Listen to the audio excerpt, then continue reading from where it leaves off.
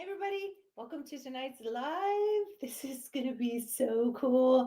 I think I've gone a little overboard with some of my nerdy science. So you have to bear with me a little bit because I just love the nerdy science because I love the facts. I love the truth.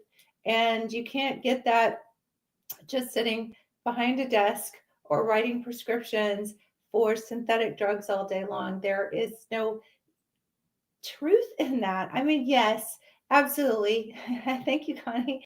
Absolutely. That sort of medicine has its perfect place, and I write prescriptions every single day for patients. But when we're talking about hormone issues, there is so much lacking in the science. And I've even had the thought we have a new medical school that started here, I think last year.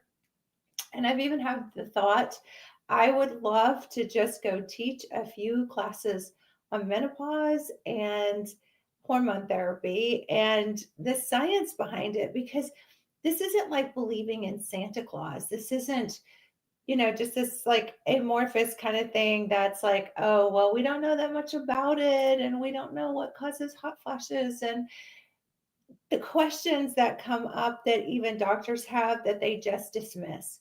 Because what I find is that when you have a big ego, you can't even hear the question. You already have the answer formed in your mind before the question even gets fully asked. And put in the chat if you've experienced that. If you've experienced doctors who have just said, oh, I don't believe in that. You don't need testing. You're fine. That's not, menopause isn't a thing. Like it's like something you just get through and then you live the rest of your life happily ever after. If you've had those experiences, you know what I'm talking about. And it's extremely stressful. It's extremely harmful. So I would love to have the opportunity to go visit with those kids. I call them kids because they're like really young. It's been almost 30 years since I've been in med school. Let's see, I'm 25 at least. So it's, it's just, Katrina, it's just so sad to me that there's so much lacking in the science. And there are so many studies to show that doctors get probably less than 2 hours, thanks, Connie, less than 2 hours of menopause training in med school. And I remember that. And what little we got was absolutely just pharmacology. And it was just birth control and synthetic. It was really sad. And then they were like, well, if that doesn't work, then you just tell them, your hot flashes will be over soon. Just wait it out. And it's like, why wait it out? You're not a martyr if you're suffering. And I hear women say that all the time. In fact, I just had a patient today and she said, well, I know it's not that bad. I'm like, what is not that bad? I mean, you are having hot flashes, you are feeling miserable, you're tired, you're grumpy, you're not sleeping. Let's see, OBGYN school. Yeah, you know what I find is even so you said OBGYN school, in residency programs for OBGYNs, they really don't get all the training that I'm gonna share with you tonight. Yeah, they got physiology, pharmacology, and we study organic chemistry. And if you guys will bear with me, I'll do a little organic chemistry for you tonight because I think it's fascinating. But the applicability, hi Sarah, the applicability of what's going on with these hormones in the body is so different because when I took organic chemistry in college, it was horrible. It was absolutely horrible. I was like so stressed out. I think it was the only C I had in my whole life because it was just drawing a bunch of stick figures. And it was so hard because I didn't have anything to relate it to. And now every single day in my head, I'm thinking about that stuff. And, I'm such a nerd with that, but I think about how things interact and I think chemically what's happening. And I think, what are these drugs doing in people? What is this medication doing? What is this hormone doing in somebody?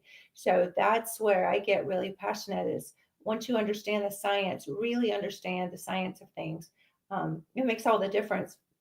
So I have somebody who just told me the other day that her daughter is a doctor and very smart. She loves her daughter very much, but she said there are certain things that doctors are pushing these days that they're just mindlessly pushing. And she said, I know for a fact, because my daughter and I have had very detailed conversations about things, and I don't want to get myself in trouble talking about certain things.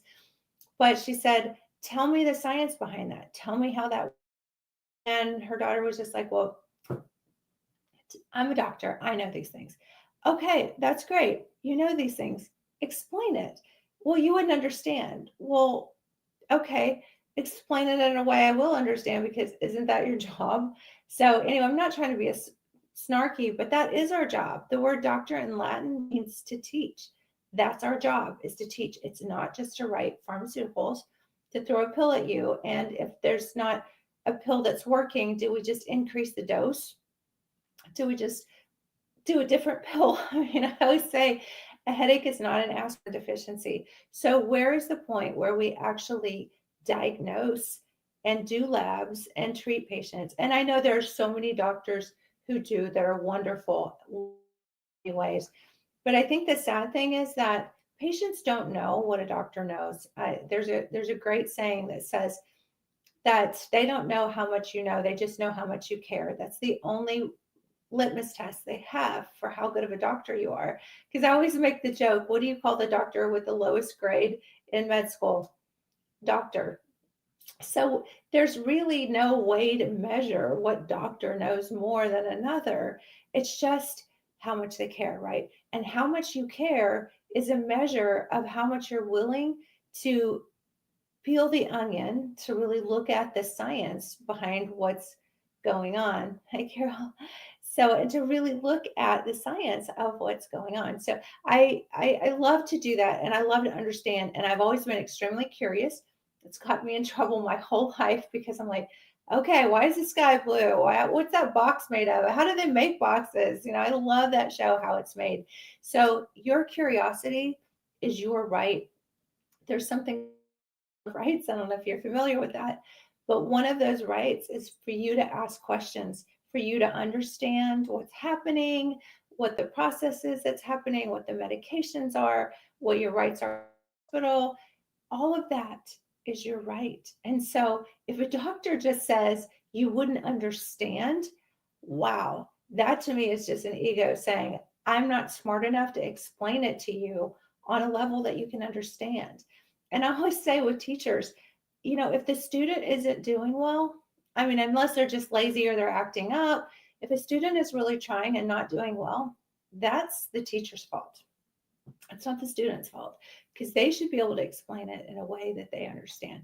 Now, do I do that all the time? No, I'm not. I'm a nerd. I write, I write so many diagrams and pictures, but I really try to convey that understanding. And I always tease my patients. I'm like, there won't be a quiz when this is over. And if we get into all this nerdy science tonight that I want to get into, it would probably be like, oh my gosh, just, stop. This is too much. But I really want to take you through a few of these steps just to kind of show you that the science is there, and give some credibility to bioidentical hormones, to compounding, because the people who are pushing the narrative are going to tell you things like that's just marketing terminology. Bioidentical hormones is just marketing terminology. So I'm going to show you that that is absolutely not true, with some nerdy little pictures and diagrams. So I know the name of the talk tonight was questions that hormone doctors get asked. But I do want to kind of jump into, I promised to talk a little bit about DHEA. And what's interesting is, because somebody asked me, a patient actually was told by her doctor, of all things, estrogen, progesterone, testosterone, all the things we have her on, her doctor said DHEA causes cancer. So what is DHEA? DHEA is actually a molecule that acts a lot like testosterone, or what we think of as more of the male hormone in your body. And so somebody actually commented today, kind of hurt my feelings a little bit, but hey, you got to shake it off, right? And said, we're skipping around so much because you were like answering questions for people. And I was like, sorry, but when you're like talking through stuff and I'm trying to answer questions. So I thought maybe what we should do is like have like question periods during this kind of talking about stuff. So if you have questions, my wonderful moderator, fiance, can also post them back around. So I will try to stay on topic here, but if you have a question, it's very, very important to me. And if you can't stay and you don't get your questions answered while I'm here, go ahead and just send me a direct message or a DM. And I promise I will get back to you and answer your question. So, okay, so DHEA. DHEA is a hormone that acts a lot like testosterone because it is what we call an androgen or a male hormone, if you will. And so the hormone cholesterol, yeah, that's actually a steroid hormone, turns into progesterone, and that turns into DHEA, and then that turns into testosterone. And estrogen is in this pathway as well.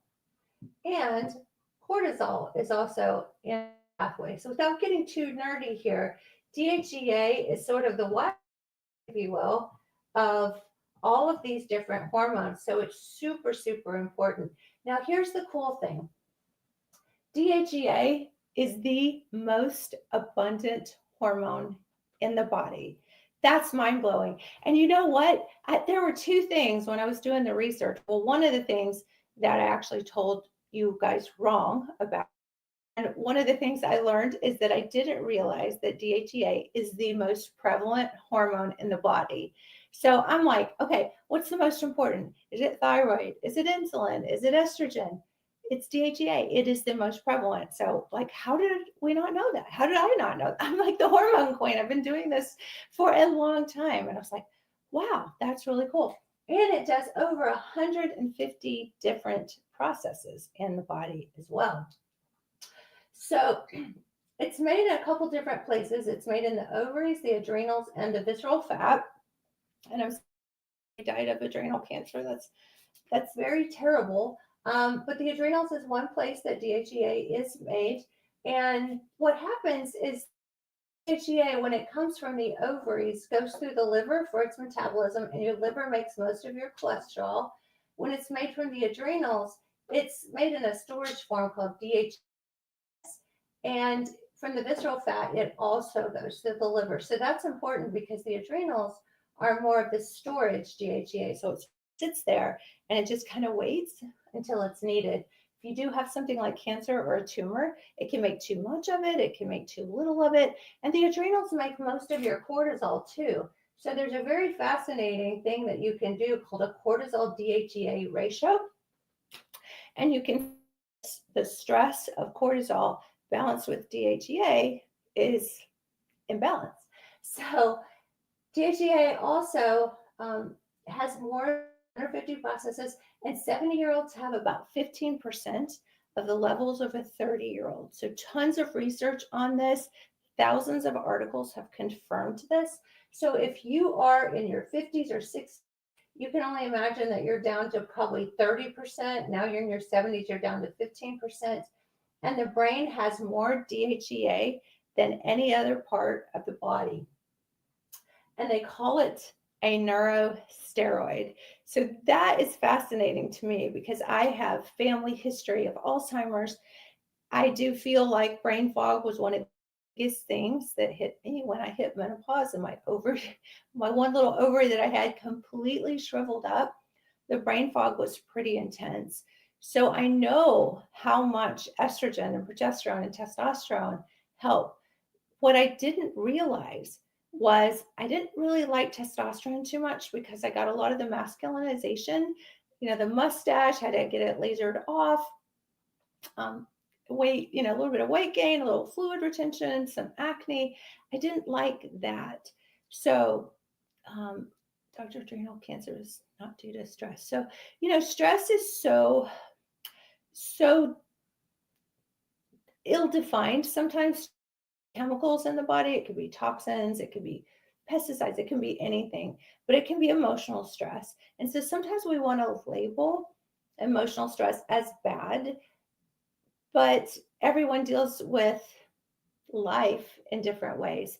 So there are so many different types of stress. So there's chemical stressors and there's emotional stressors and things like that. So it's really hard to say because we know that stress causes about 80 to 90% of all the diseases that we experience. So yeah, so it's very, very important as a neurosteroid. It also helps, it's a fat reducing hormone, so it can help with weight loss, increases your glucose disposal. So when you eat sugar, it helps you get rid of it. And it helps with fat breakdown, a process called lipolysis. I like that word, lipolysis. It's fun to say. It helps with mood, partially because of the brain, and decreases the mortality rate of heart disease by 48%. And what I was going to say a minute ago was I don't really like the way testosterone makes me feel a lot of the time, but I love DHEA. And so I do testosterone occasionally, especially if I kind of go on binge working out and I want to build some muscle, or I feel like I'm starting to get a little flabby or something like that. But I feel really good with DHEA. And I never really thought about how prevalent DHEA in the body is and how important it is to take it. And one of the things that I was going to say was that I always reserve the right to be wrong because I assumed, and you know what it means when you assume, right? You make up whatever out of you and me, right? So, assumed that because it's a hormone and it's a steroid hormone, that if it goes through the liver for its metabolism, that it could cause the same problems that estrogen does do. I just assumed that. And I was like, okay, don't take it orally because it's crazy because DHEA is over the counter, right? So I do think it's important to get a good quality one, like use a company like Metagenics, what we call nutraceutical companies that have good quality and not a bunch of fillers. They've actually, big box stores, I won't say the name, have gotten in trouble because when they actually go and they test and look at what's in different supplements, they find that it's a bunch of fillers and dioxide and all sorts of things just to make it they're colored or make them white or whatever pretty color is they want your supplements to be. So I do think it needs to be very good quality. But I just assumed because I don't think any of the other sex steroid hormones are good to go through the liver that DHEA shouldn't. And that's not true. It does get absorbed very well, and the liver knows exactly what to do with it because the liver processes most of it. So it's absolutely okay to take DHEA orally. Now we have it topical because it's in our bioidentical creams. Where's my cream? And that's part of what we do with women, and we do testosterone therapy too. But DHEA in a oral form from a really good company could be really good. So the person said, I need to feel normal again. Absolutely. Let us help you with bioidentical hormones. So my first recommendation would not be just get DHEA and think that's going to be your end all be all. But we have a test kit. So if you want to have your hormones checked, your estrogen, progesterone, or testosterone, and you've had a hard time getting your doctor to check, you can go to our website, which is Hormone Bliss, and check it out, see what we do, testing hormones, bioidentical hormones. And if you want to go to my link in bio, there's tons of information, free downloads, lots of information there. And you can also order a test kit there. And we also have a shop link for supplements and things like that. But I don't have any DHEA on there right now, but that's just because I've not always thought that that would be a good thing. So, it's every day. I think we should learn new things. I think we should be open to new things because, I could have just said, nope, I don't want to hear that. I don't want to look at the research.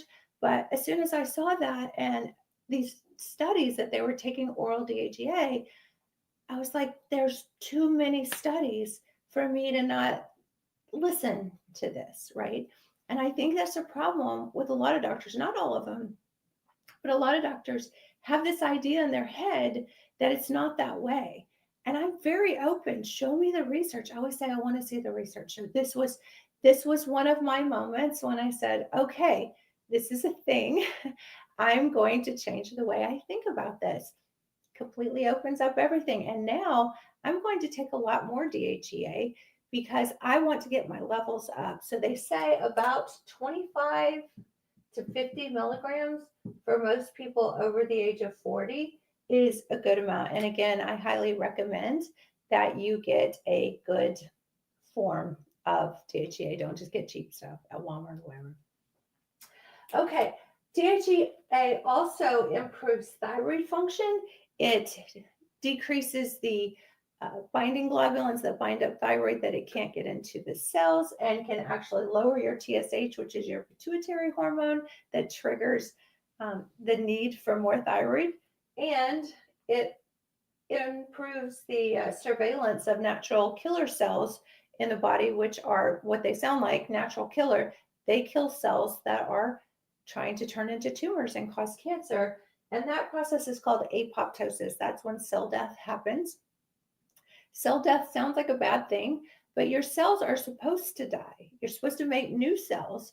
And so if they don't die, they get confused and they get sort of like zombies, renegade. They're like doing their thing. And it's like they're not supposed to be living that long. So I kind of think of, this is a crazy little story, but if y'all are old enough to remember a movie from, oh my gosh, this was the 70s, called Logan's Run.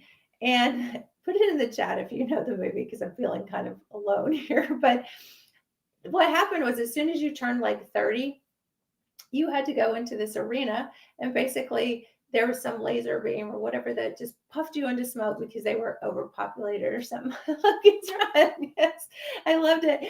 And so anyway, it's kind of, I think about that when I think of apoptosis. It's like the cells in your body are pre-programmed to, like Logan's Run, when you turn 30, you like go into this arena and you're gone, right?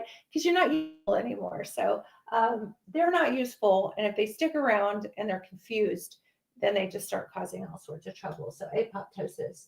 And they increase cytokines, which are the body's natural anti-inflammatories. So again, we go back to the most abundant hormone in the body and has over 150 different processes. The only study that I could find that DHEA causes cancer. So, the whole topic tonight is questions that hormone doctors get asked. Does DHEA cause cancer? I did find one study. They gave mice or rats, whatever you call them, 10,000 milligrams a day. Now, we just said 25 to 50 milligrams is a good dose for humans. 10,000 milligrams a day for 18 months, a little bitty mouse, and they did get cancer. I don't know how they did not die of like overload of whatever, but yeah. So sometimes when they do these studies, they take mice and they give them super, super, super high doses of things. And then this is interesting because in this world, when you're trying to do something that's good for people, you give these rats very, very high doses, and you do things that are outside of the physiological box, if you will. But then when they want to say that like artificial sweeteners or things like that aren't harmful, a whole nother topic. We could totally do that some night. I just, oh my gosh, I can't even. But then they say that they don't cause harm because they give such a small amount to the mouse, where it's like it's not even, doesn't even touch what we're getting on a daily basis just in our chewing gum. So it's just, it's nuts. It's kind of like you don't even know what to believe unless you really look at the science, and then you look at the disclaimers or what people have to not claim, because I don't want you to know it's conflict of interest kind of stuff. Okay, so I'll take a little break and I'm going to get into some other nerdy science in a minute. But Brown Eyes said, I used to feel sick after drinking coffee with my mom and then had artificial sugar in the cream. Yep. And if it makes you feel sick, it's a thing. It's a problem, right? And some people are just so used to artificial sweeteners and all the things that are in our environment that they're just so used to it that they think, when they're feeling sick and tired all the time. So it's good that you were healthy enough and that you weren't exposed to that all the time, that when you did get exposed to something that you felt bad, that was your body's way of saying that's not good. Oh, something weird is going on my screen. Yeah, I don't know. There's something weird popped up. My friend in Europe, everything we eat here is banned over there, so that's why we're all sick. Yes, yes, I think you're absolutely right. Yes. Let's see what happened. I think there was a call coming in, probably spam or something like that. But okay, so DHEA, awesome, very very cool. Okay, I'm going to get out the nerdy board and talk about molecules. Okay, hang on a sec.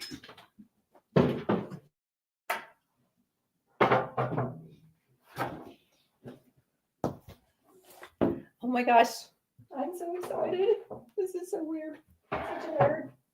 Okay, I love nerdy board.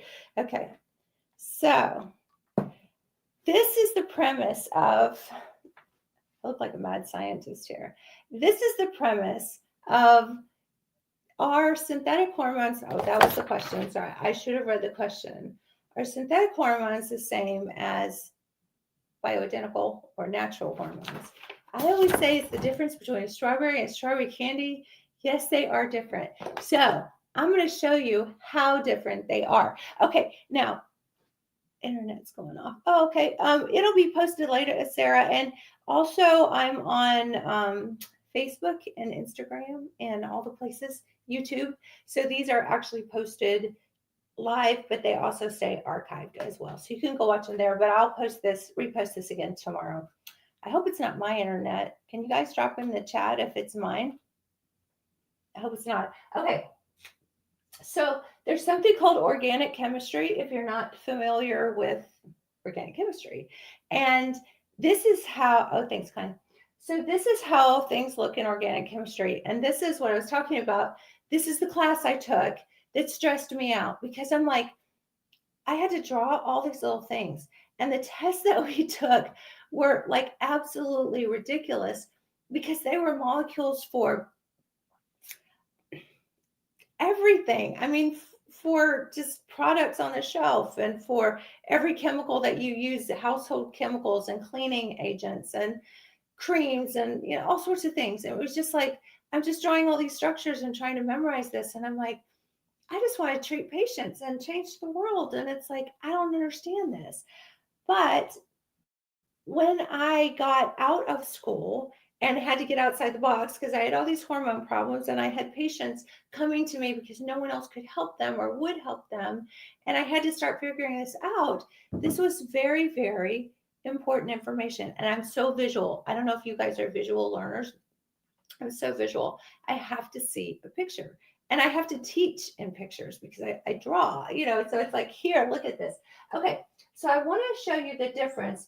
Let's talk about progesterone. So this is the structure of a natural progesterone molecule. So all of these little lines mean something. All of these little tags mean something.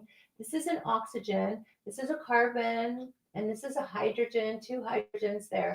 So this is a nice, pure progesterone molecule. Progesterone stands for progestation. So it's our main pregnancy hormone. It's in very high levels when you're pregnant. It's one of the reasons you get really tired around the second trimester because your progesterone is so high. So it is a beautiful molecule and it helps balance out your estrogen. So they are the partners, the yin to the yang of the reproductive function in our body and every process that keeps our bodies viable, young, healthy, and fertile, because that at the end of the day is what we're here to do, is to be fertile and have babies, and that's just what we're designed for. So this is a beautiful natural molecule. So kind of look at that for a minute. A synthetic progestin has all of this extra stuff on it, has extra stuff on it. So why does it have extra stuff floating on it? Because it is made from natural gas. I'm not even kidding. You can't make that up. I know you guys who follow me all the time, my tribe, have heard me say this a million times, but it is so creepy. If you go back to the story of the Rockefellers, who were the oil barons, who wanted extra places to make money off their oil, their petroleum, their natural gas, they learned in the science of that they could break those products down. They could add stuff to it, and it kind of looked the same. There's 2 boxes here, 2 boxes there, 2 boxes here, 2 boxes there. It's almost the same. If you just kind of looked at it like that, it's almost the same. But then it's not. It's not. It just isn't. And it acts very differently. One of the problems in the way that it acts differently is that it actually binds stronger, it confuses the cell signaling, and it doesn't balance estrogen out the way natural progesterone does. And when you use it in a synthetic birth control pill, that has a purpose, right? Because it binds those receptors strong, it stops ovulation, it makes the ovaries angry, shut down, it makes the cervix where the mucus, nothing will stick in there, and it makes the uterine lining clamp up so that it doesn't make that fertile blanket for the baby, which is great if you're trying to stop uterine bleeding. And I just had a patient this week who had been put on birth control pills by her doctor because she's perimenopausal and she was bleeding a lot. And it absolutely helped with her heavy bleeding, but it's not physiologic and it's not what she needed. And so my first step, okay, we'll get off the birth control pill. She was during her placebo time that week that you just take sugar pills. And I said, okay, the bleeding calmed down perfectly fine. And I've done that a few times. I've put women on synthetic progestins to clamp that uterine lining down to just stop the madness because they have had hormone imbalance for so long. It is not my first choice. Don't do it very often, probably twice in 25 years, because I just couldn't get a handle on the bleeding with someone because it had been bad for so long. But in this lady, I was like, okay, this is perfect. You're on your placebo week. We'll just put you on an estrogen patch and some progesterone pills. You'll be fine. We'll get that balanced out, and then we'll get you on bioidentical hormone creams. And those are bioidentical, the patch and the pills. But I want to get her on topical creams, but I want to smooth that out because, and I didn't want her to crash. So we're doing the higher dose patch and the pills. I didn't want her to crash. So that's where we are. I didn't have, any levels on her or anything. So I didn't want to just jump to, compounded cream on her. So very different. And this was actually the synthetic progestin was actually the chemical in the WHI study in 2002 that scared everybody and that had women throwing their hormone therapy in the trash. And we went from almost 70 to 80% of women after the age of 50, after menopause, ovarian failure, on HRT to half of that in 2003 when that study in 2002 freaked everybody out. And there were so many missteps and mistruths in there. And then today in 2025, we have about less than 5%. And some studies even will point to 1% of women on any form of HRT. And I still hear women say, and I hear doctors say, and I hear doctors tell women that estrogen causes breast cancer. And it wasn't even the estrogen in that study that was the problem. It was the synthetic progestin. So almost think when you hear stin instead of progesterone, like think of like Satan. It's like the devil. I mean, I don't know how I cannot think of that when I hear progestin. I hear Satan. So I don't know. I guess that's a pretty strong term, but it is absolutely terrifying to me. And if anybody were going to use it to get a hold of some menstrual bleeding, I still think natural progesterone is the way to go. But sometimes if your body's just trying to override things, not the worst thing ever to, just cry uncle and say, let's do this for a minute. But otherwise, it's kind of like enlisting Satan to do something that you need him to do or something. It's so bad.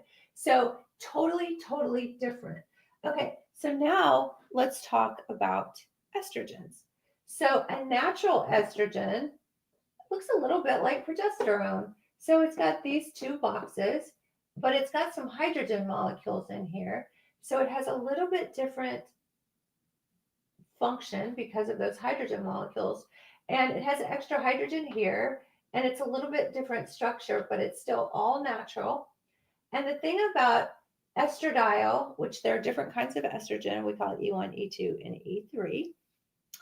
Um, Mom of 23 boys says, could birth control have caused uterine cancer? I believe so. I absolutely believe so.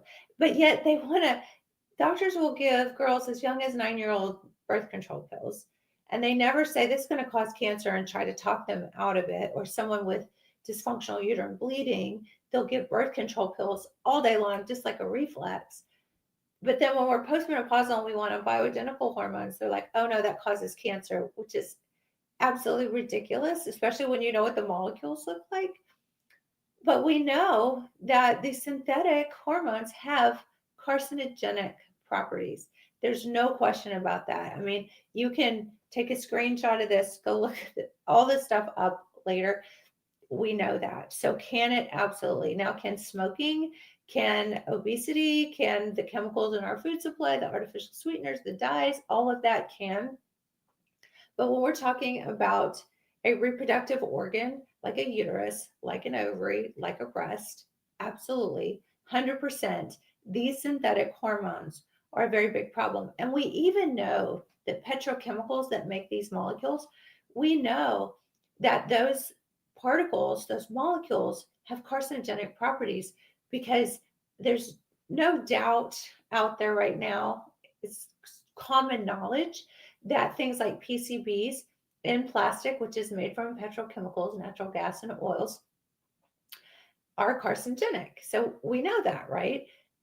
These are the same molecules, similar anyway, what they do and they break them down. And then they stick a few extra carbons or hydrogens on there so that they can patent it, because you can't patent a molecule that God made. So now they can charge more money for it. So it's just a very, very dark thing, if you will. So a natural estrogen looks very similar to a progesterone, but it fits perfectly into its receptors. So this is a key and this is a lock. It fits perfectly. There are two different kinds of estrogen receptors. We call them alpha and beta. And you don't have to know that. You don't have to know any of this. I just think it's interesting that there is science behind what I'm saying, I guess I would say. And very visually, I want you to see they're different. And estradiol has a very short half-life. What does a half-life mean? Half-life means that when the molecule is made, that within a certain amount of time, half of it has lost its activity. So a medication, let's say you take penicillin, and the reason you have to take penicillin 3 or 4 times a day, penicillin has a half-life of about 2 to 3 hours. So half of that is bioavailable in about 2 to 3 hours. So almost all of it's gone within 4 to 6 hours. So that's why you have to take penicillin 3 times a day, because it's gone, it's out of your system. When we take hormones, the half-life of them is about 24 hours. That's why we have to take them every single day. Some people take their hormones twice a day and split it. Yeah, it's short half-life on penicillin. And then like azithromycin has a longer half-life, so you only have to take that every other day. So it just depends on what the molecule is. But estrogen, if you want to make it last longer, you can stick a few more little molecules, carbon, hydrogen, and make them stick around longer. So that's what they do. And when you're trying to do family planning or contraception, Michelle, I know I love science. If you're trying to do family planning or contraception because you don't want to get pregnant, you want to make sure that those synthetic hormones that are suppressing your ovulation, that are shutting down your uterine lining, that are making your cervical mucus very unfavorable environment for sperm, you want to make sure that that sticks around a long time. So you give a lot of it and you give something that it doesn't break down very fast, a very long half-life. And then you have the predictability of the 99.9% fertility protection that they claim, right? Nothing's 100%, but that's the premise behind making the molecules different for the synthetics. Okay, and I did a talk the other night, and I talked about the history all the way back to the late 1800s, early 1900s, all these different molecules, how they came to be. But We have a natural estrogen, and then we have what they first used. Do you like my horse? Put in the chat if you like my horse. Pretty funny. So they basically took horse urine called Premarin, pregnant mare urine. So Premarin was what they used in the study, in the WHI study, like your horse, in the WHI study that scared everybody. And it wasn't even the estrogen arm, it was the Prem Pro, which had the progestin or Satan in it. And they were using the horse molecule. Now, if you look at this molecule, my messy page here, look at all this stuff going on. This molecule is not recognized, Satan again. This molecule is recognized in the human body. This is something called equel and equelin. There's two different variations of this molecule. And if you've heard the word equine for horses, that's that little part of the molecule there.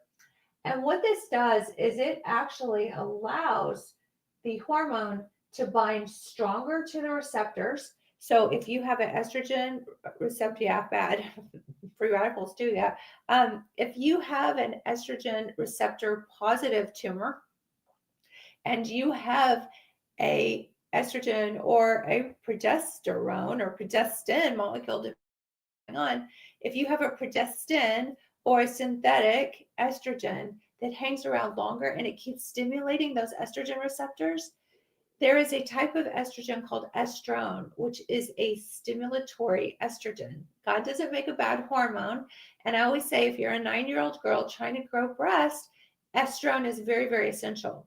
But if you're a 55-year-old woman who has a lot of that estrone stored up in the fat because you don't have ovaries anymore and your visceral fat is making estrone all the time, then you can have your estrogen receptors, progesterone receptors, hyperstimulated.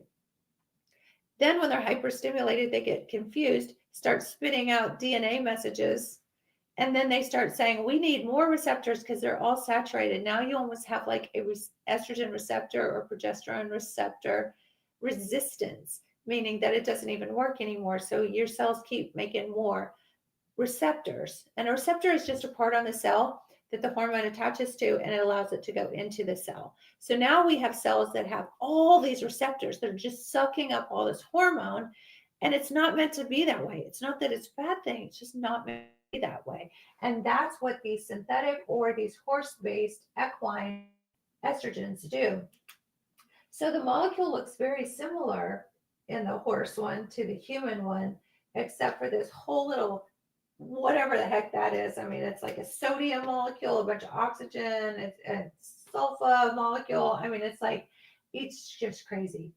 And so it can increase inflammation, confuse cell signaling, and it is 40% of this equilin molecules, and it is 50 to 60% estrone. And estrone is the estrogen I mentioned a minute ago that is the problematic one. Again, if you're a 9-year-old girl growing breasts, it's great to have a lot of estrone. But if you're a 55-year-old female, estrone is very inflammatory, and it's also the storage estrogen. So it sits there in the fat, and it just waits till you need some estrogen. Oh, there's a hot flash. Let's pump out some estrogen. Oh, all we've got is the storage estrogen. Oh, we've got these storage bins. So let's just take these storage bins out. I mean, kind of a weird analogy. But when all your body's got is estrone, that's all it can use. And then we wonder why women, as they get older and all estrone, why they're getting cancer at 50, 60, 70, and why the cancer rates are almost 1 in 4 just being over the age of 60. It's nuts. And it's not because they're on hormones, because most women aren't. But yet our oncology center here in town, they have 3 huge meccas, 3, 4, 5-story buildings that are just like cattle. These cancer patients are just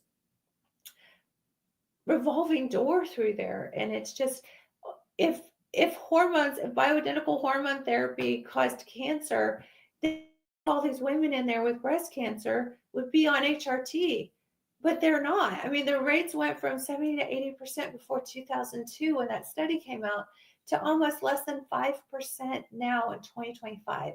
And we're seeing breast cancer rates like never before. It is not HRT causing the breast cancer.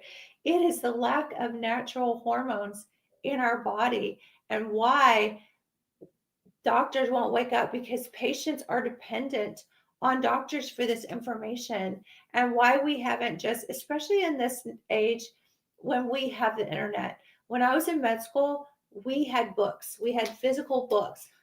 So yeah. Internet was just, we had dial up. It was just starting getting going. We had pagers. Another story. But we didn't have access to all those books. We could go to the library, but just the act of getting a book off the shelf and looking at it and reading it and scanning it, and you had to know exactly what you were looking for. Nowadays, it is at our fingertips, but you have to be open-minded enough and curious enough to see the facts like right in front of you. Okay, so the equine estrogen, the Premarin and Prempro, was 50 to 60% estrogen, which is the pro-inflammatory form of estrogen that's stored in the fat that we have most of when anymore. It is the primary hormone because it's stored in the fat, and that's what causes most of the issues we have with belly fat. Had a patient just today. She was like, look at this, and she holds up her belly, and it's just that pudge that won't budge kind of thing. And she's like, what is this? I have no idea what this is.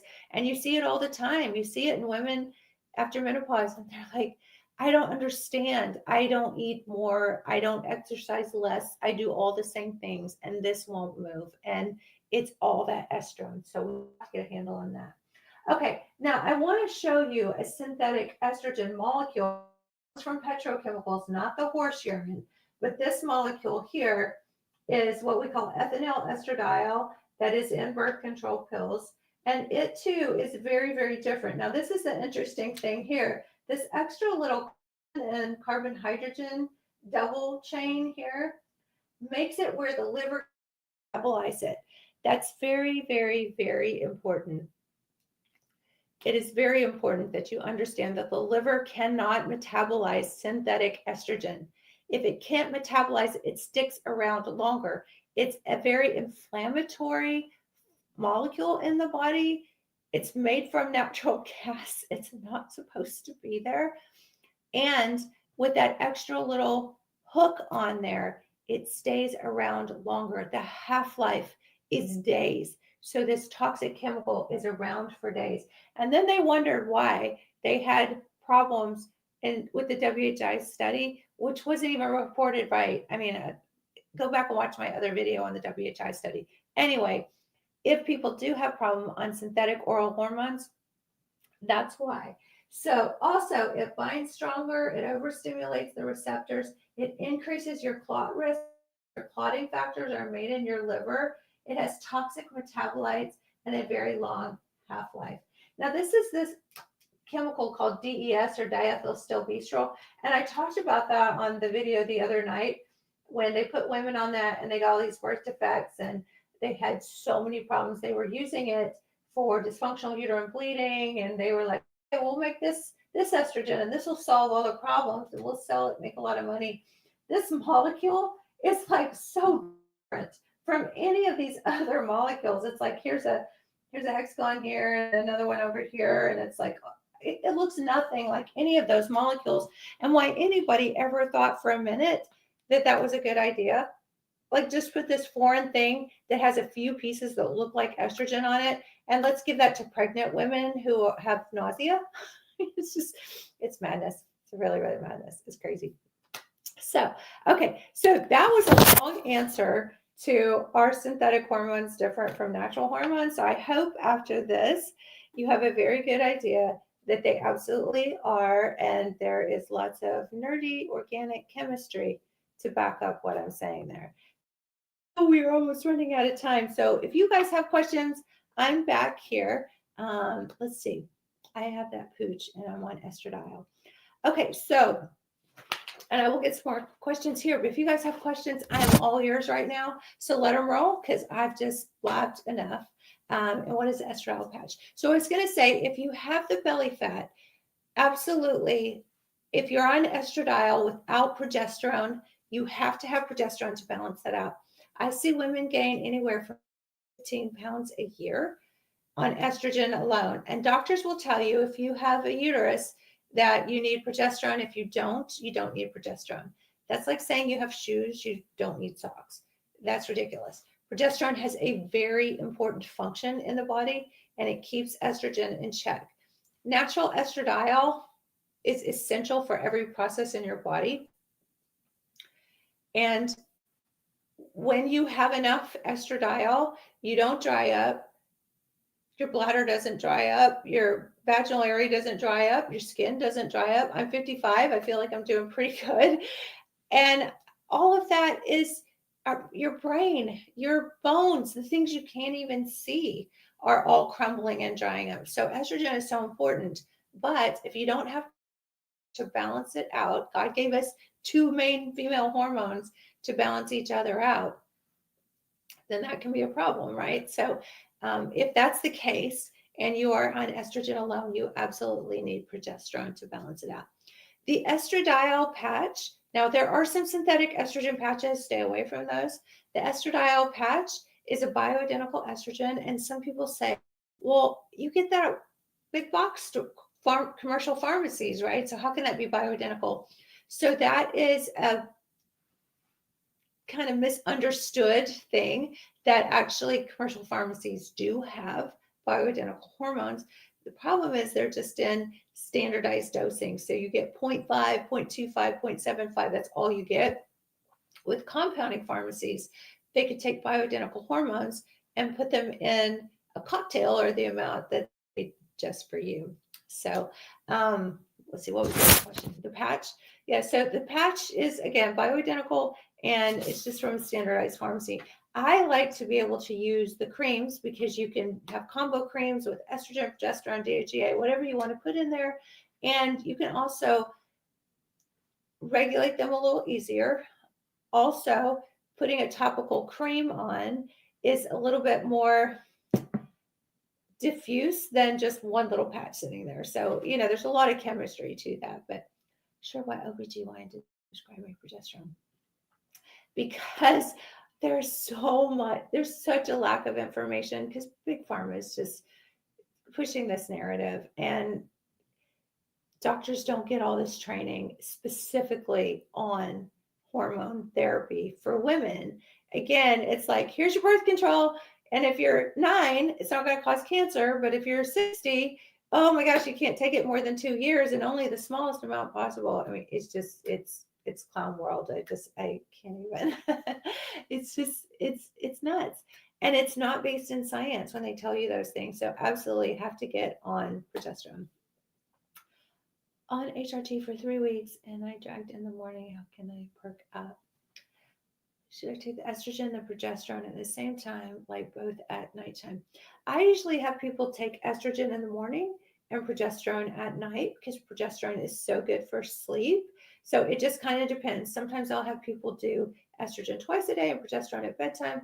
Or if you're on a combination cream, I usually have, if it has progesterone in it, take that at bedtime. And if you're still dragging or still tired, just need to adjust the dose. There's, some imbalance there. So if you're in a program, we help you adjust the dose. So you just let us know. And if you're not in the program, get in the program so we can help you.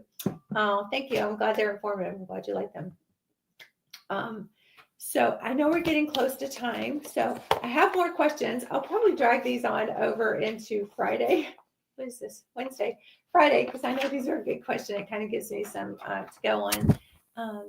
Taking a cream 3 weeks now. Okay. Yeah. So just let your coach know and we can do some adjustments. And if you're on the combo cream, it might be time to separate those, get that balance. So yeah, just let them know. So, okay. So she's talking about our program. So if you're interested in our program, we start with a test kit. So go to hormonebliss.com or you can go to my link in bio and there's a lot of information there, but there's also a link to the website to order a kit.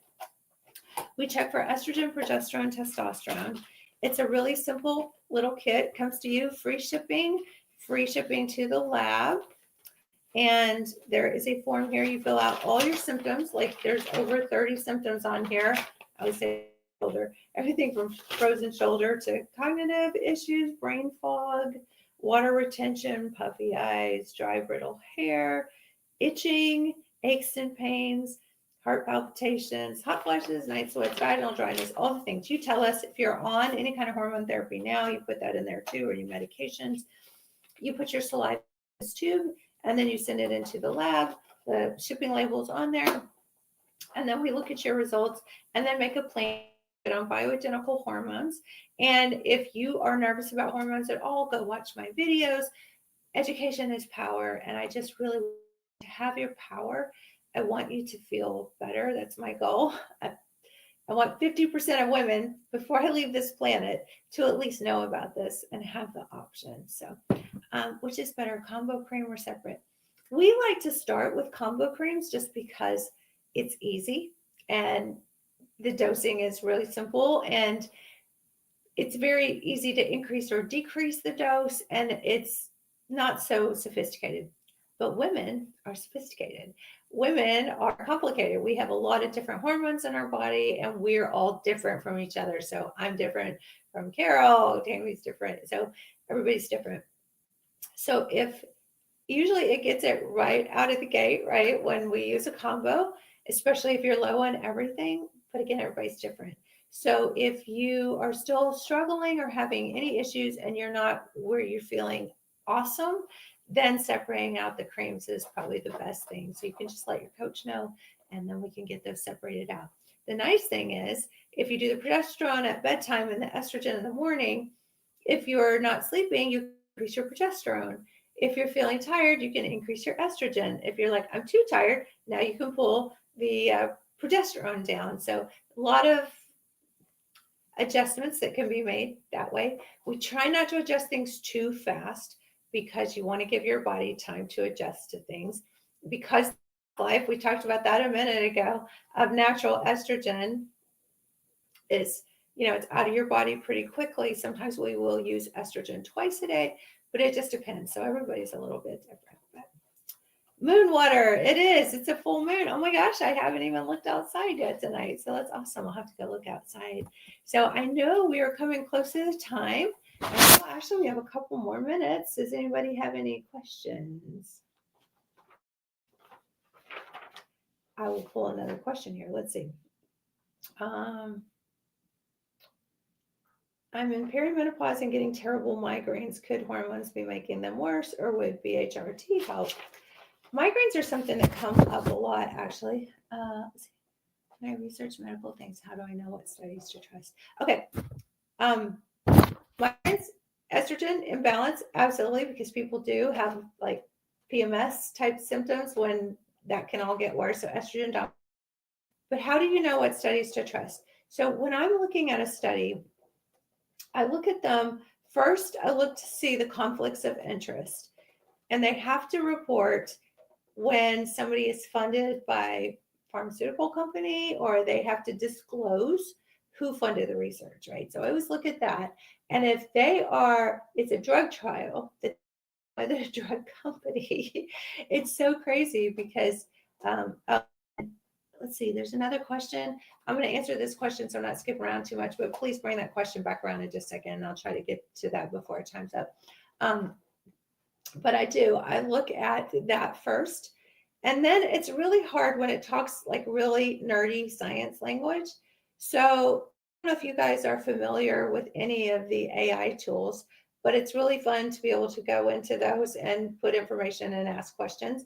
Now it does make mistakes, so you can always like take it with a grain of salt, but it's faster than a Google search. But you can do Google searches, but you never really know what's going to pop up because that's also skewed, right? Depending on who's funded that research.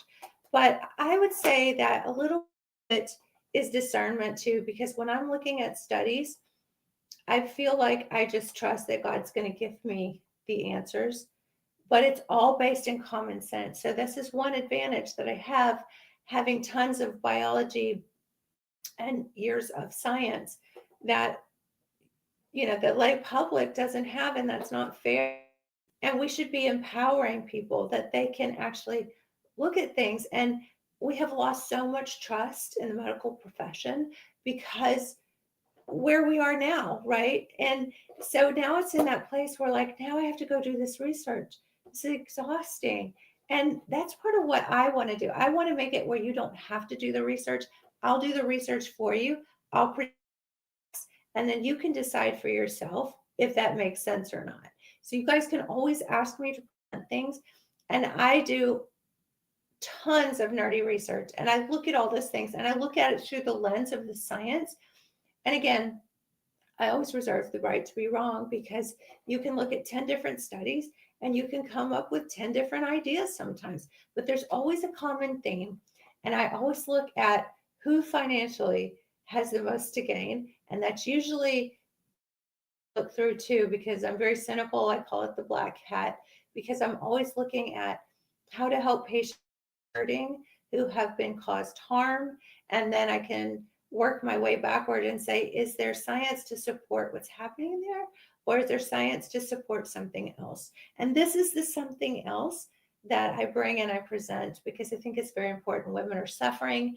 They're told that hormones cause cancer, yet we take thyroid and insulin and all these other hormones, and nobody ever says hormones cause cancer. Much more to the story. Do you feel like symptom relief happens faster with a patch compared to taking a pill for estradiol? Well, I don't believe in the pill at all. I make it sound like Santa Claus. I believe in it or don't believe in it.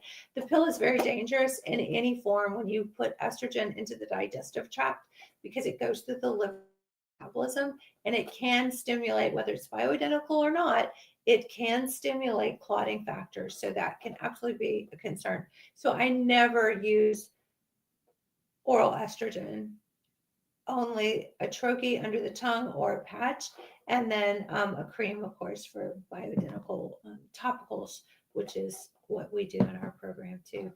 So, okay, my voice is about gone. I love you guys so, so much. Thank you for hanging out and doing the nerdy science with me. And again, if you're not in our program yet and you want to get there, go order a test kit. It's a little over $100. It's $109 with our Valentine's special, which is the code HEART, ART.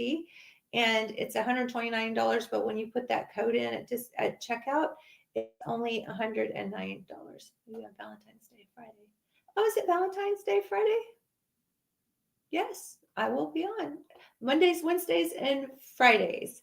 So yeah, so come hang out. And yeah, I guess it is. My fiance is my moderator, so he's probably like, did you know that, honey, that on Friday night we're hanging out with the tribe here instead of dinner? Actually, we'll be in Florida visiting his dad. So V-Day, we'll be in Florida hanging out. So we'll take time. I'll pop on. I probably won't have all my board and everything, because we're actually flying there to be to dinner. I'm sure he will, before or after, at least Saturday. No Friday? What? No, we have to do Friday. Okay, we'll negotiate. So I will. Friday, yeah. I forgot that was Friday. Okay. Well, honey, we didn't tell them that we wouldn't be here. So I will at least pop on for 15 minutes. How about that? We can do some Q&As and stuff. Nothing fancy, but just for a minute. Okay. So yeah, go order a test kit. It's a little over $100. Check your estrogen, progesterone, testosterone. Use that code for Valentine's Day. And I'm saying it now. Okay. Oh, all right. Well, I'll work it out. If you guys see me, I won't post anything that we're going to talk about. If you see me, I'll pop on. If not, then it'll be Valentine's Day and I'll take a break. Okay. So yeah, go get a test kit and get tested and get in our program and get on some hormones and get your life back. If you're suffering, or if you know anybody, share these videos with them, because it'll be out there if you guys share. So, okay. I really am going to go now. So y'all have a beautiful night, and maybe see you on Valentine's. Okay. Love you. Bye.